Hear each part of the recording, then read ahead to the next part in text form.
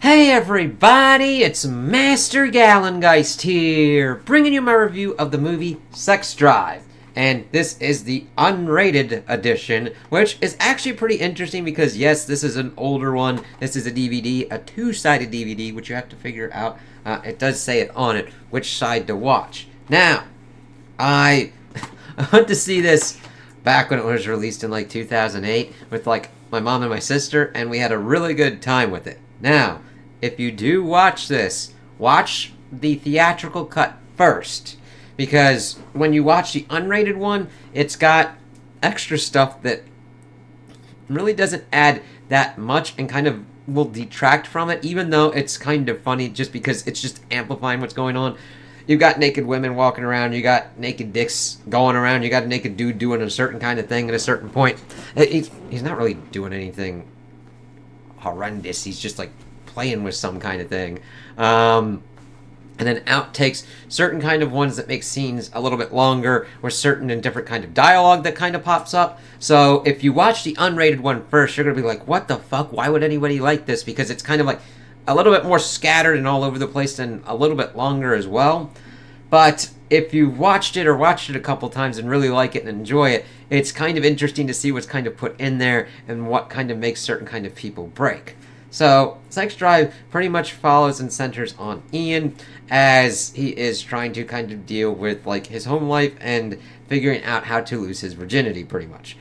His friend Lance is pretty much the cool dude who can like get anybody pretty much, and then his best girlfriend Felicia, who he has a crush on, and we see throughout the movie her talking about like having a crush on someone as well. More pretty much alluded to be Lance as things kind of go on, which deals friction between Felicia and Ian, and Lance and Ian as they're kind of like going on this kind of road trip. So we see that he's pretty much doing anything in the early kind of internet days of pretty much just he photoshopped his head on this like buff dude's body and trying to use Lance's tactics on this one woman, Miss Tasty. It was like, oh yeah, you come and find me and we'll go all the way, kind of just like, oh shit, because she's interested in the GTO. And the thing is, it's not Ian's car. That's his brother's car, who's called Rex, who's played by James Marsden.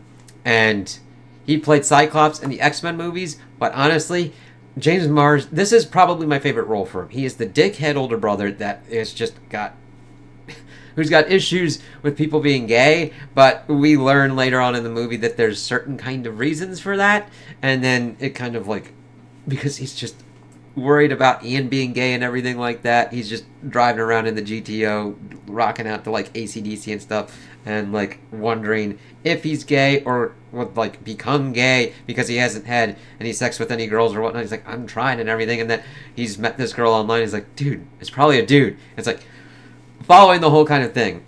If it's a woman online, it's probably a dude. If it's a dude online, it's probably a kid. If it's a kid online, it's probably an FBI agent. And that kind of rationale that kind of goes on because everybody's like, either you see some kids online being like, I'm like 37, motherfucker, and says the weirdest kind of shit, but once they attempt to try and use certain kind of slang or everything like that, and they don't know exactly what kind of context they can do it, you kind of like hit on, and it's like, all you really know how to say is fuck, don't you, you little bastard. And that kind of shit. But it's catfishing, yes, was still kind of the thing of like, yeah, it's probably a dude kind of shit. But the one kind of bits that kind of are weird in the movie are, before we get to like the whole Miss Tasty thing, he goes to like a party with Lance. We see him working also at the mall at this donut kind of place, pretty much in a like horny kind of mood, seeing all these kind of like hot ladies walking by. It's like, yeah, okay, where the fuck do you live? Evidently Chicago, because that factors into their kind of 9-hour road trip later on. But we see him trying to deal with Becca, who he tried to ask out, but she's like, oh no, I'm doing something else, and like goes out with his younger brother who's like 14. It's like, okay. And we learn later in the movie that he gets her knocked up. It's like, okay, and he has to work at the donut place that fucking Ian used to work at. But puts him in the Mr. Donut costume as he's going around handing out flyers, and assholes put a dick and balls on him, and he says something that is definitely misconstrued as inappropriate with a cock and balls on him as a dude knocks his ass out, and we see that Lance and Felicia are in the mall as well. Felicia with her cousin trying on dresses for the wedding, and she's like, Jesus Christ. And she makes this kind of thing of like, oh, the seamstress like to kill her because of like what's kind of going on, and she's like, my husband killed himself last Christmas. Like, oh my god, fuck. Lance is shopping with his dad, who pretty much is like, yeah, your mom's a bitch, and if you ever go and have sex, always wear a rubber. Pretty much be like, oh, thanks, man. Like, thanks for just making it seem really fucking stupid that I exist. He does sweet talk the kind of sales associate lady that was kind of like a little bit too hard coming on, and he's like, no, just give me this and this kind of size and all that, and it then goes to the party later as Lance is trying to help him kind of like score with this one chick.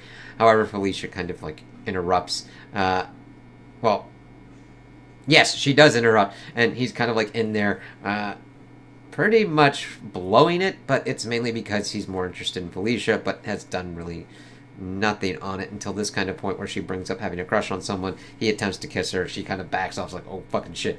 And then him just being like, oh. He goes back to the other chick and finds out that she's, like, already with someone or multiple ones. And Lance is like, what the fuck's kind of going on? And then, because sees him walking off. And then checks and is like, oh, God. And then we see these two guys that have this epic ability to open, but they have no ability to close. Played by the one actor that will play Axel in the middle later on. Next year, I think. Like in 2009 was when the middle came out, I think. And it's just like, all right, fine, whatever. So that's, of course, when the Miss Tasty stuff goes on. We see also this stuff of his father marrying this Karen woman. He had a wet dream about, like, Miss Tasty, like, blowing his ass. And had jizzed his underpants and had thrown it to the, I don't know if it was, like, a hamper or whatnot, but it's there. Rex was kind of fucking with him, like, okay, if I'm driving you to your job, get the fuck up. And he's like, oh god, you don't have any underwear, you don't have any fucking thing on, what the fuck's going on? Because he was joking, it's like he was jorking it or whatnot. It's like, oh shit, you don't have pants on, what the fuck? And then that's when that was the whole kind of thing, and announcing that, like, his father's getting married to this Karen chick, and everybody's up together. Rex is pretty much, like, needling him to get up, but he's like, oh no, and then this affects the Karen chick. She tries to go up, but then slips on the underwear. It's like, oh god. And then he's doing this thing with Miss tasty and celebrating. He's like, oh yeah, she wants the D. Pretty much humping and kissing a punching bag, and she was pretty much, like, bringing him something down, and she's like, oh fuck, and then goes back up. It's like, yeah, this So then he goes to pretty much get stuff together, and Dylan's got some kind of motocross kind of thing, and Rex is pretty much fucking with you. He's like, yeah, if you asked me to, you could check the judge. He's like, I wouldn't let you drive it. It was parked on my schnuts, and just fucking goes off. But the thing is, Ian has taken the key. He also went to a place and pretty much bought rubbers and was like fucking with the rubbers and accidentally shoots it onto Karen's head as she walks. She's like, yeah, next time I'm gonna knock. It's like, if you haven't learned that at this point, you really should. And the interesting kind of bits that they kind of do throughout this is, like, using the internet. I mean, like, because these people make fun of him for buying rubbers and shit like that and posting it on their blog and all that. This is also based on a book, which I learned after watching the credits again. It had been a while. I'm like, what the fuck? I wonder what the fuck that book is like. However, he had already said that Felicia could hang out at his house to get away from the kind of craziness of the cousin, but they're, like, rolling out in the judge, and she's like, what the fuck's kind of going on? It's like, we're gonna visit my sick grandma. It's like, Lance is like, yes, alright, and it's like in Tennessee, so they decide to kind of go. It's like, alright, fine, as shenanigans ensue. So we see them kind of going through different kind of places, fucking actually racing this trapper keeper like car that Lance calls, and we find out that that is the opener people who are doing it, like tossing Taco Bell at them, but that's later on as they're also in communication with Miss Tasty. Let's see, we have a hitchhiker that pops up, and that they kind of need to pee in the radiator. This leads to Felicia accidentally beating a family of 4 as she's pissing in the radiator because Lance only has a certain amount, Ian only has a certain amount, and the hitchhiker has a bottle of water but decides to drink it. And like, yeah, just wait 10-20 minutes. It's like, I can shit in it if you want me to. It's like, that's not gonna help, bro. That's not gonna help. And they weren't gonna stop for the hitchhiker, and they were attempting to buck off with the radiator, but then it stalls out again, and then the dude just pisses on the window and shit. Like, oh my god. So the car's fucked up. They're walking and trying to figure out some stuff. Felicia tosses her shoes up into this tree, and she doesn't have any other extra shoes on her or anything. So it's like, okay, you're free spirit. You're like going with the moment kind of stuff, but that's gonna fuck with you later on, isn't it? So this is when Seth Green pops up, and he is just great in this. James Marsden's awesome, but Seth Green is the sarcastic Amish person. Like, oh yeah, what's going on? Yeah, I wouldn't know anything about your judge listing off all the different kind of stuff that's kind of going on. And Lance is like, yeah, met this girl on the internet computer? It's like, dude, I know what the fuck a computer is, and I know what the internet is. We got this thing called Rumspringa, which then factors into the Amish stuff going on as they pretty much bring the judge there and pretty much fix it up. It's almost like an Amish chop shop thing, as Fallout Boy's having a concert for the Rumspringa Amish people there because they needed help as well. And it's funny because Ian's like trying to figure out what's going on. They're having a good time. Lance is more interested in this Amish girl, Mary. We have pretty much had the things kind of going on with like Lance and whatnot, and he pretty much wings mans with Felicia to pretty much get in with Mary. Ian, being kind of disgusted, goes to check on the car, sees it pretty much in pieces, and is like fucking freaking out, going, my brother's gonna fuck my ass with a roll of quarters. And I'm like, if they have a like car like that and you don't take it if you take it without permission and it's like in pieces like that, I'm like, yeah, you gotta go down, change your 10, and fuck my ass with a roll of quarters. And Seth Green's just like, what the fuck's going on with you, man? What the fuck? What the fuck? And he tries to pretty much talk with Felicia of what's kind of going on. Then they wake up the next morning and see everything's kind of worked out. They kind of fuck around with this carnival kind of place, trying to go to the bathroom because his stomach was kind of fucked up. And as to like avoid this kind of glory hole situation, I'm like, holy shit. He then pretty much gets this prize for Felicia climbing up this thing, and then gets introduced to this other girl that does this kind of dance troupe thing, but it's like an abstinence thing. And they don't figure this out until they're kind of like taken up on stage, but only Lance and Felicia figure that out as Ian's up there. And this pregnant girl is like pouring her heart out about like unprotected sex and stuff like that. However, Ian's got a complete straight shot to the changing room for the dancers and sees them like naked and gets a hard on, and it's like Lance and Felicia are dying. It's like, oh my god, this woman, this girl is talking about how she's like pregnant and shit like that, and the woman's like, how's this turning you on and shit.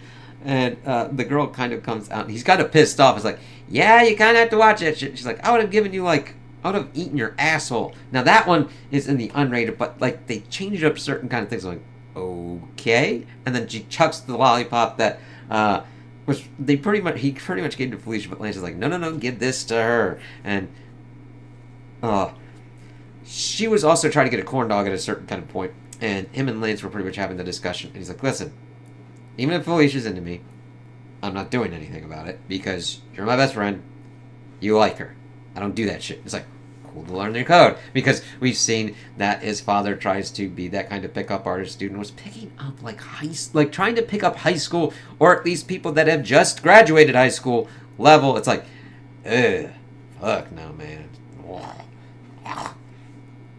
So they then have to go and see what's like, she has to have her like tooth fixed, and we find out that she finds out the whole thing about Miss Tasty.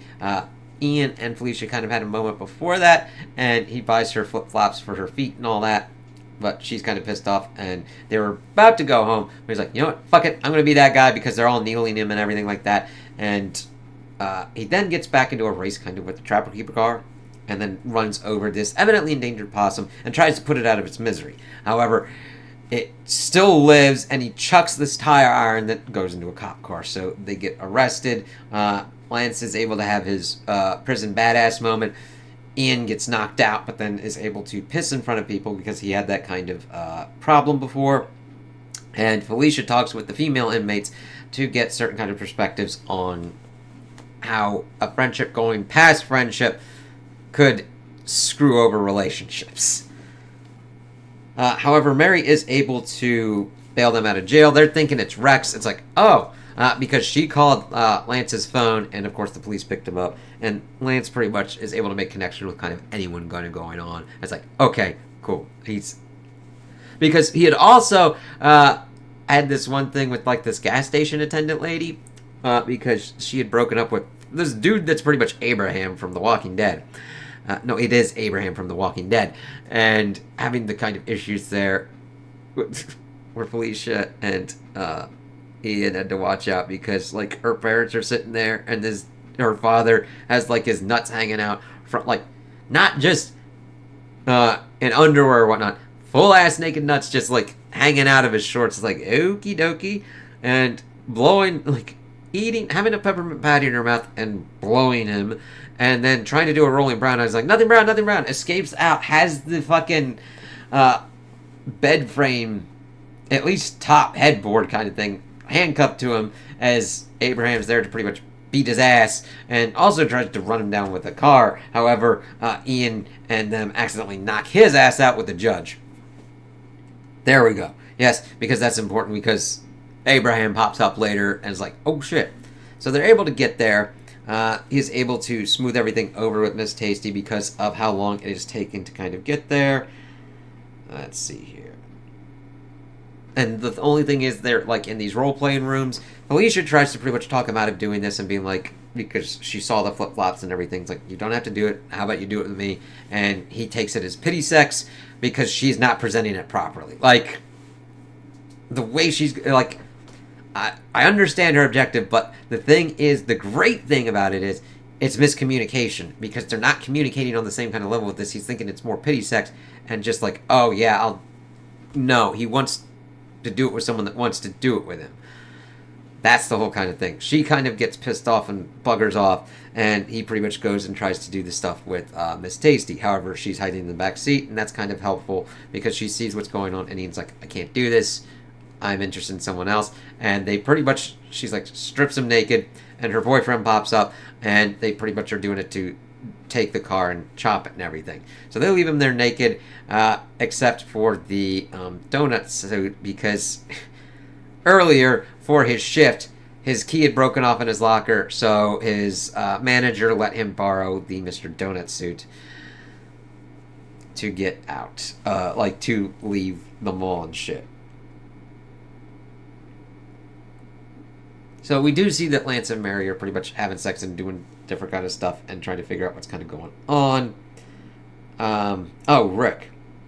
Because we see that Tasty and her boyfriend are dropping her off because she's coming to get the next car that's going on. However, that's when Rick pops up in his truck and smashes into the judge. Now, at this point, Rex has already popped up as well and was pretty much going to beat the shit out of Ian. However, Ian then played the thing of like, I think I might be gay, and pretty much gets it so that way he can utilize this thing to bang Miss Tasty and get through all that. Rex sees this and goes, motherfucker, and is freaking out because his baby just got smacked into by a giant fucking truck. So I get it. And he's like, and he tries to go after Miss Tasty's boyfriend, but he's got a gun. And it's like, oh shit. And this is when like Lance kind of comes down. It's like, oh fuck, you're coming after my ass. It was like, what the fuck's going on? Ian pops up and pretty much takes down Miss Tasty's boyfriend and gets the gun. It's like, nobody fucking move. You're fucking staying. Just like having a lot of this shit going on. Pretty much saying that, trying to like diffuse the situation. Pretty much saying that Rick, he has come all this way. He needs at least one good look in on Lance. He's like, fine, fuck, whatever, go for it. Smacks him. Was like, oh shit, and they're like, all right, cool. Because that's how Lance is. He's like, yeah, I might have accidentally fucked you over. But we're good now. It's like, oh shit, that was a good punch too. And then Miss Tasty's boyfriend is like, you ain't gonna do shit. Fires off the gun in the air. You ain't gonna shoot nobody. Shoots him in the leg. And then he's like, anybody can shoot anybody in the leg. And Rex is like, smoke that cocky. And it's like, Okay, okay. He's like, moving your fucking stain. Miss Tasty tries to buck out.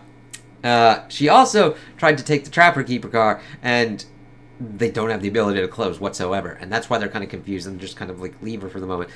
We see Felicia and her kind of tussle a little bit as Miss Tasty tries to run off, but they're able to open their car door and smack her as the police kind of pop in. They're like, nobody move! Ian's able to drop the gun. This one officer is telling him to put his hands on his head, but of course I can't because one of them is kind of stuck off to the side, saying that he won't go down. Tries to pepper spray him, and of course pepper sprays him in the incorrect eye and gets it back on himself. The shotgun's the one arm off. It's like, holy fucking shit. And Felicia's like, no, stop. And then everything's kind of like explained, and they both finally figured out what was fucking going on with each other. He's like, all right, you love me. And she's like, yeah, you love me too. And setting themselves up to be boyfriend and girlfriend. So they pretty much drive back to the Amish people. They help fix Rex's car. They do some chores around and everything like that. Seth Green's still fucking with him. Lance staying there with Mary because he really likes her. This could have been a little bit more explored because Mary's character really isn't delved into too much other than she's not leaving the Amish life. So Lance then goes to join the Amish life with her. And we see that they get back home. Rex reveals that he is gay at Thanksgiving and then has his partner over at Christmas, and everything's all right. The new mother pretty much working on the father to give the kind of gift and all that. Ian and Felicia going to the cousin's wedding as dates and not just as friends, and banging it out on New Year's Eve as Rex is still a dick, even though he has become more true to himself, and throwing pretty much firecrackers on him and fucking with him. Like, ha! Like, James Marsden has such glee with this role of being that giant, macho-headed dickhead. And Seth Green is the same as the sarcastic Amish dude that just is like doing shit like, I could be the coolest guy you ever met kind of shit. It's like, yeah, Vegas. Missing all different kinds of things, and then like, oh, butt fucking. Like, it's just, I like it. It definitely follows in the same vein as Superbad, but I like this more just because the jokes landed better with me. I liked the actors involved and what was kind of going on, the car, the tunes, and just the general insanity that was going on as it even kind of amped up. Now, the unrated kind of makes it go a little bit off kilter. I would almost explain it like this, of like, you understand Taika Waititi. You know what he's done when he's reined in and you got a good thing on Ragnarok, and then he kind of goes off that fucking wild with like Love and Thunder, and you're like, "Mwah."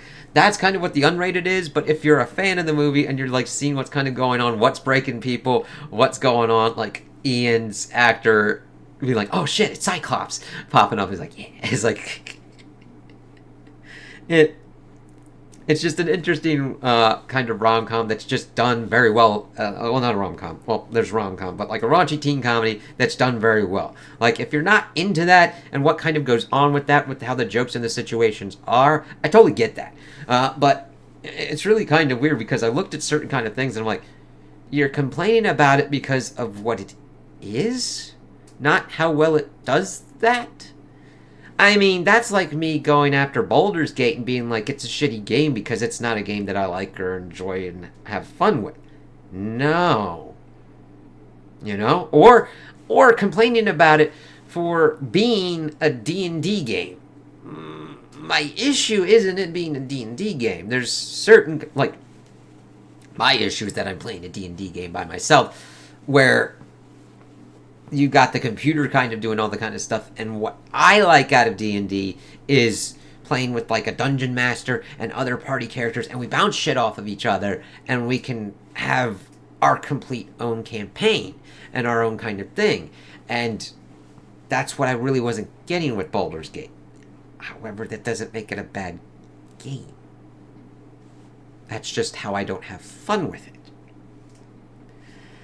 Whereas, if you're complaining that Schindler's List isn't a funny movie, the objective is not to be a funny movie when you're talking about the Holocaust. You know, like, so you're complaining of what it is, It's like, what? Raunchy teen coms. Like, Are you gonna hate on Porky's? You're gonna hate on Animal House? Like, if you don't like that, that's fine. That's a different kind of matter. But like, oh, it's this thing. It's like, okay, how well does it do these kind of things? It does it with its own kind of flair and flavor. That's what I find for Sex Drive. And that kind of hit with me. If it doesn't hit for you, that's quite alright. If you think this movie is dog shit and fucking stupid, that's cool. I don't have a problem with. But if you're like, I hate I hate teen comedies, raunchy comedies like this, and American Pie and all that, that's alright. But then, why are you watching it?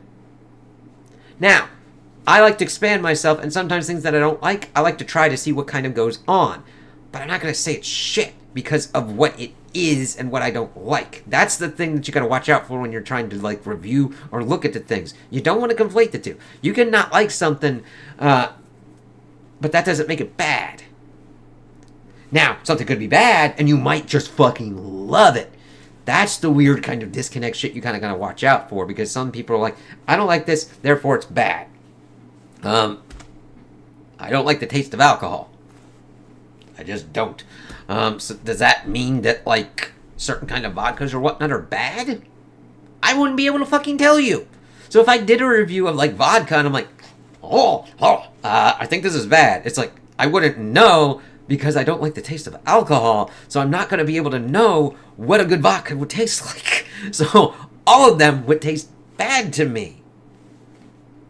So you wouldn't want me reviewing that and telling you what vodka to drink.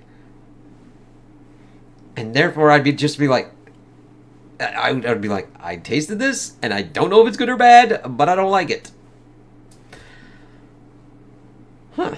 Yeah, that was interesting. But, yeah, you definitely have to explain some stuff if people were walking in on you watching the unrated one. Oh, and if you watch the unrated one, watch to the end, past the credits as well, because there's a funny little bit at the end. Yeah, it was around the same time when Marvel started doing their kind of after credits stuff. This isn't a tease or anything for any kind of other movie or whatnot, but it's just interesting. And we had a really good theater experience when we saw it in theaters, because we just had like a chill pretty group, and we had like a fucking trailer for like the Poseidon Adventure or whatnot, or like a remake of Poseidon, where like the ship is like knocked over and it's like upside down. It's like, oh, Poseidon, the Greek god, is like, I remember that, like, fucking, Jesus, almost 20 years later. Yes, I'm an old fuck.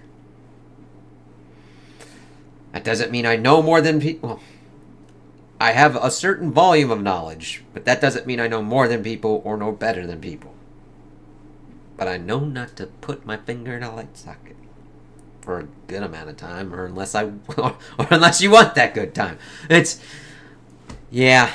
It's interesting when you get to that kind of thing of like, holy fuck, it was that long ago? Yeah. 20 years almost for MCU as well.